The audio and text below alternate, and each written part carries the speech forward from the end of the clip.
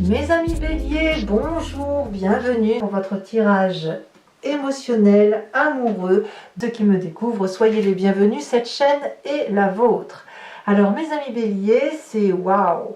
Nous avons 1, 2, 3, 4 arcanes majeures, 5 arcanes majeures d'un point de vue sentimental. C'est donc un mois important pour vous. Votre énergie entrante, quand j'ai commencé à trier les cartes pour faire votre tirage, la vallée de coupe est tombée tout de suite. Donc je l'ai remise dans le jeu, j'ai trié les cartes et la première carte qui est tombée, c'est la vallée de coupe. Donc on a effectivement une énergie entrante de quelqu'un qui a envie d'aimer, qui a envie d'amour, qui a envie de profiter de la vie, quelqu'un qui a envie de passion. Allez, je vais vous raconter tout ça.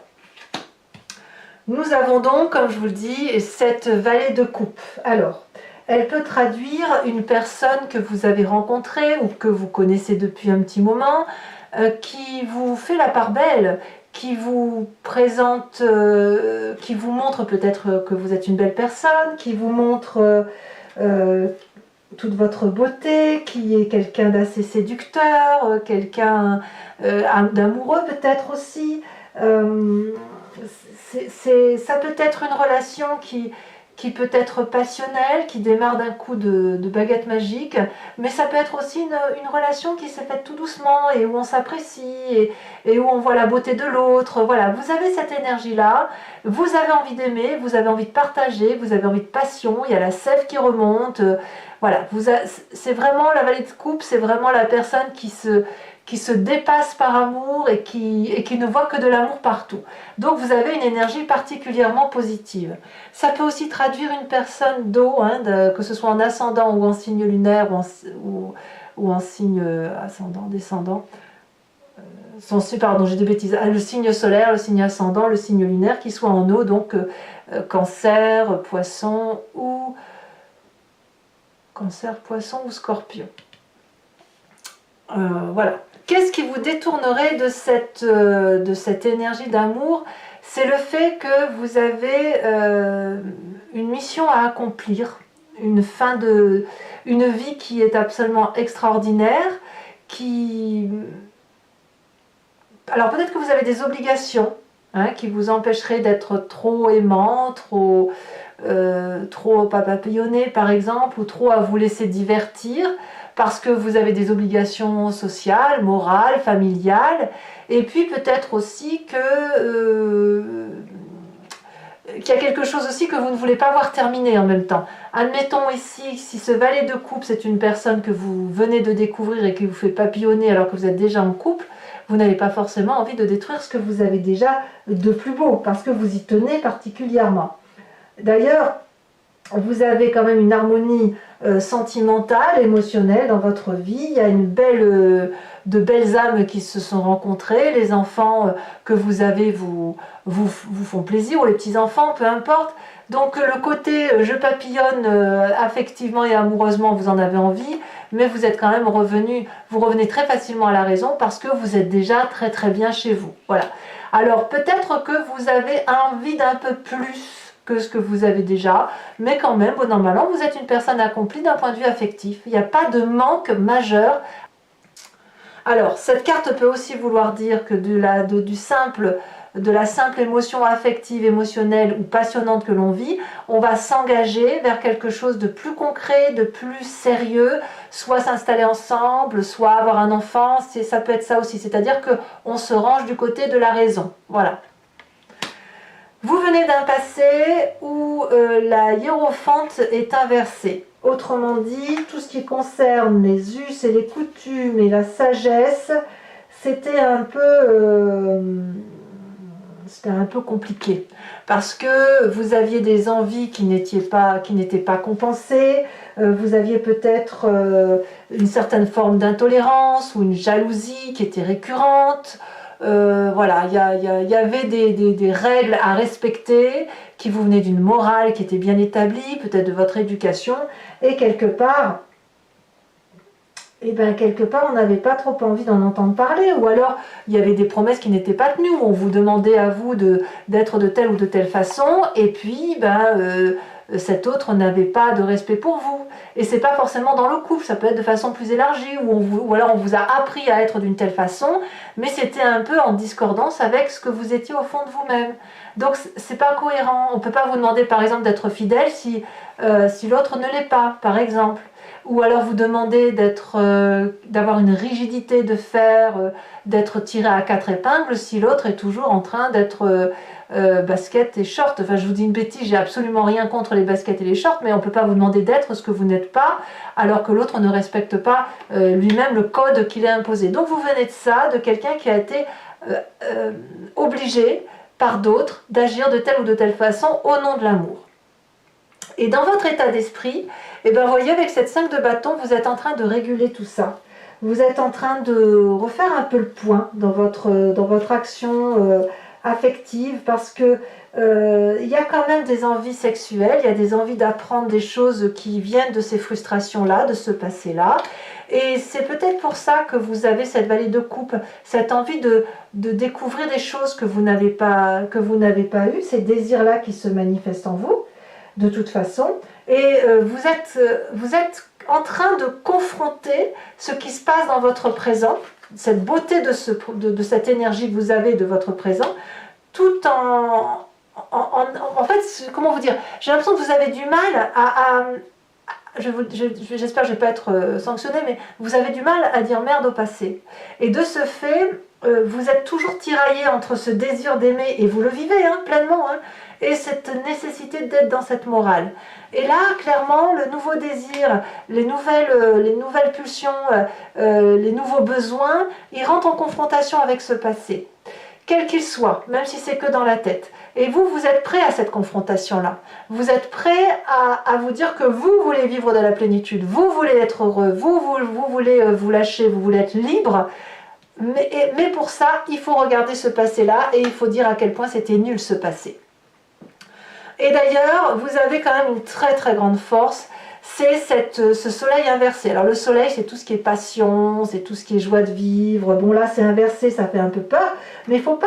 Parce qu'en fait, le fait que ce soit inversé dans votre force, ça veut simplement dire que vous ne vous laissez pas aller aux exagérations futiles, vous ne vous laissez pas aller aux futilités amoureuses, vous n'êtes pas du genre à papillonner ou point rien. Vous savez ce que c'est que l'amour en profondeur, c'est ça que ça veut dire, c'est votre force. Vous avez aussi cette pudeur, quand on voit le soleil, la pudeur de ne pas rendre jaloux l'autre, par exemple, ou la pudeur de respecter l'autre, pour que votre très grande joie, si l'autre a de la peine, vous allez savoir composer tout ça. En fait, c'est ça, vous savez composer votre bonheur de façon à ce que ça ne blesse pas l'autre, y compris ce passé, et sans que ça soit considéré comme une forme de comportement enfantin. Vous n'avez pas ça, vous êtes suffisamment adulte, mature, respectueux des autres, et c'est ça que ça veut dire. Ça veut dire que vous n'êtes pas dans l'exagération du fantasme, vous n'êtes pas dans l'exagération de la relation par rapport à l'autre, vous n'êtes pas du genre à créer la jalousie, vous n'êtes pas du genre à vous venger, c'est pas ça qui vous fait prendre votre pied. Donc moi je vois un bélier parfaitement équilibré d'un point de vue affectif, et qui fait un peu le ménage dans son passé affectif. Alors votre présent, vous le vivez pas trop mal, tout ça. Même si vous êtes prêt à la confrontation, la 4 d'épée me dit qu'on a affaire à quelqu'un qui médite, qui réfléchit beaucoup. C'est intellectuel d'ailleurs, quelqu'un qui gagne en sagesse, quelqu'un qui est apaisé, qui prend du repos bien mérité peut-être aussi, par rapport à des nouvelles perspectives. Ce que je veux dire, c'est que vous abordez cette confrontation, cette lutte, ce changement, avec une certaine sérénité. Quelqu'un qui a tellement grandi, qui a tellement mûri, qui ne craint pas de voir ce passé-là. Alors c'est pas à la portée de tous, parce que quelquefois le passé peut être tellement lourd qu'il aveugle le présent et empêche de s'épanouir dans l'instant T et dans le futur. Vous êtes serein. Vous n'avez pas peur de ce que vous voyez, vous n'avez pas peur de ce que vous êtes. Vous êtes objectivement capable de regarder la réalité en face. Ce passé-là est nuisible. Vous réglez vos comptes avec ce passé pour qu'il ne vous empêche plus d'avancer comme cette vallée de coupe et d'être heureux comme cette carte du monde. Alors, qu'est-ce qu'on a au fond de vous, dans votre tripes, dans votre inconscient, ce que vous ne dites pas, ce que vous ressentez peut-être très profondément, consciemment ou inconsciemment? On a la 7 de denier et la cavalier de pentacle retourné. Là, ça va concerner littéralement tout ce qui concerne l'aspect matériel. Ça veut dire qu'en fait, il y a quand même une sorte de solitude au fond de vous qui résulte probablement de ce passé qui est étouffant, du fait que probablement ça vous a obligé à être patient, ou que ça vous oblige encore à être patient, et ça peut même générer une certaine impatience. Donc, il y a, dans votre inconscient, ça bouge, dans votre inconscient, il y a de la réflexion qui se fait, qui consiste à dire, bon ben voilà, j'ai toujours été ralenti, vous le regardez, hein, clairement, vous êtes dans le combat, hein, donc quand je dis dans le combat, c'est dans le combat de régler le passé. Hein. Donc vous êtes effectivement comme ce cavalier de denier là qui se sent peut-être à la fois piégé, empêché d'avancer alors qu'il a envie d'investir le monde, et en même temps, il y a une perspective de voyage, une avancée qui se fait patiemment, parce que vous êtes prêt, parce que vous avez médité, parce que inconsciemment, vous avez, à travers votre capacité, votre humilité, vous avez cette capacité de voir, comme vous ne voulez pas blesser l'autre et que c'est votre plus grande force, ça vous a permis de grandir, ça vous a permis d'être apaisé. Donc le fait d'être apaisé nous donne de nouvelles perspectives et permet de voir nos failles, nos faiblesses. Et de sentir qu'on a été empêché d'avancer à cause de ce passé qui n'est fait que de morale, qui n'ont absolument rien à voir avec votre besoin de vie. Alors votre plus grand défi, c'est d'une part cette lune inversée et la papesse, donc deux arcanes majeures. Ça veut dire qu'on va vous demander un changement sur le mois. Premièrement, de vous appliquer, d'être objectif, de vous comporter comme quelqu'un qui regarde objectivement son passé, comme un scientifique fait pour regarder, analyser avec conscience ce qui se passe autour de lui. Alors, pour vous donner un ordre d'idée, un scientifique, il va observer, analyser, détailler sans jugement de valeur. C'est ça ce qu'on va vous dire. Sachant qu'au fond de vous, c'est l'intuition qui parle. Sachant que dans votre défi à vous, ce travail d'orfèvrerie, ce travail factuel, il vient de votre intuition. Probablement d'une intuition féminine, peut-être qui vous vient de votre mère ou d'une grande sœur, que sais-je. Et cette lune inversée-là, c'est aussi l'idée qu'il faut sortir de cette situation où effectivement on a été déçu, on s'est replié sur soi-même parce qu'on a cru peut-être à une certaine illusion. Donc ici il y a de la réalité à remettre, on remet les... Enfin, moi je crois plutôt que vous sortez de l'illusion, mais vous sortez de l'illusion, vous sortez de toutes ces choses autour de vous qui se tramaient sans jamais vraiment savoir ce qui se tramait, qui vous vient probablement d'une éducation ou d'une relation toxique qui vous a marqué à vif. Et dans votre fond intérieur, vous savez que vous avez raison. Il faut regarder la belle personne que vous êtes, il faut aller chercher les réponses en vous pour effectivement sortir de cet isolement de votre propre personne et d'apprécier le droit d'être heureux, le droit de vivre complètement, pleinement, et le droit d'aimer tout simplement. Voilà. J'ai l'impression que dans ce passé, cette personne, elle vous a empêché d'aimer pour être sûr de ne pas vous perdre. Ça peut être n'importe qui, hein. C'est pas forcément dans le couple, mais c'est une personne qui vous a empêché de vous épanouir. Ça peut même être, vous voyez, l'ami qui sortait avec vous parce que vous étiez moins beau, et par exemple, moins beau ou moins belle, et pendant ce temps-là, cet ami-là se faisait des copains et des copines, vous voyez. Donc ça vous a mis dans une situation inférieure. C'est ça, c'est de ça que je veux dire. Après, ça peut être dans le couple, ça peut être la famille, ça peut être qui vous voulez, hein. Quel est le chemin que vous entendez prendre? La justice. Alors, ceux qui sont encore en train de régler leur passé et que ça a besoin de passer par la justice de l'homme, et bien là, clairement, on va vers les tribunaux. Ça semble se dire comme ça.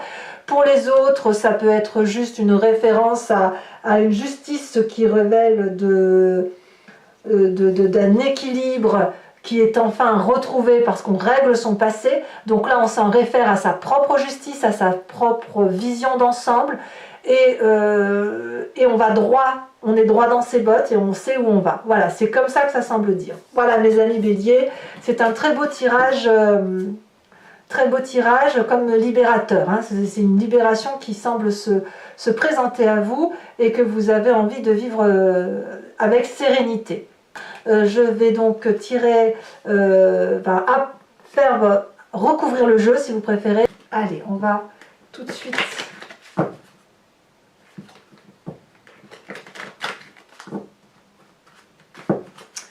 voir un peu ce que veut vous dire votre tirage.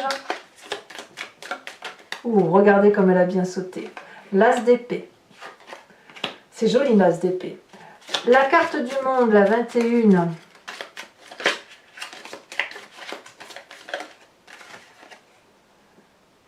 Nous avons la 5 de denier.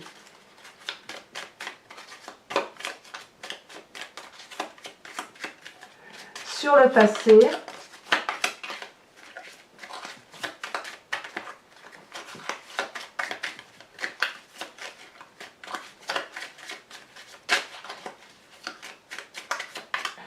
j'hésite entre une reine ou une carte majeure quand même, c'est peut-être une arcane majeure. Je ne te connais pas encore très bien ce tirage, il faut juste que je vois la description. Ici vous avez la 4 de coupe dans votre force.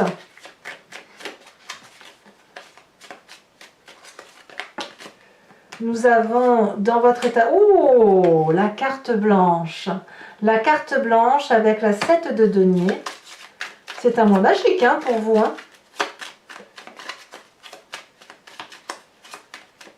Votre présent, de quoi est-il fait?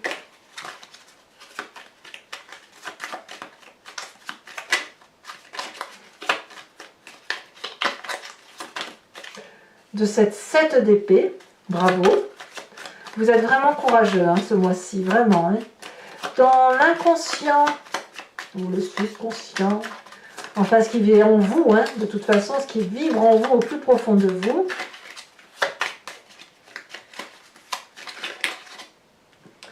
On a cette 7 de coupe.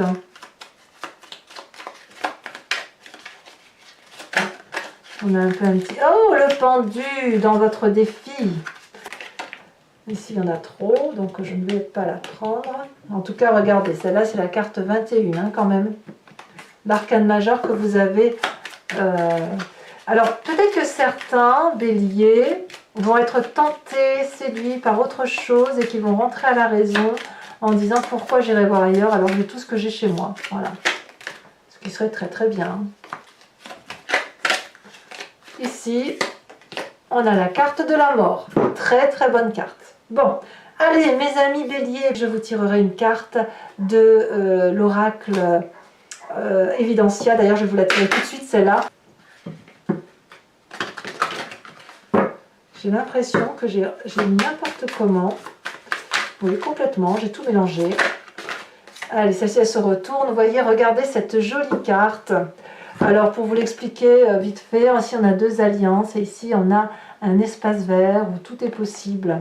Voilà, alors mes amis béliers, n'hésitez pas à vous abonner, c'est important pour le soutien de la chaîne, à commenter, bien sûr, j'adore vous lire et je vous réponds au maximum, le plus souvent possible. Vous pouvez partager, vous pouvez voilà, commenter, etc. Moi, je vous dis à très bientôt, je vous souhaite un excellent mois, vous avez l'un des plus beaux tirages du mois de toute façon, et je vous embrasse bien fort. Bisous, bisous.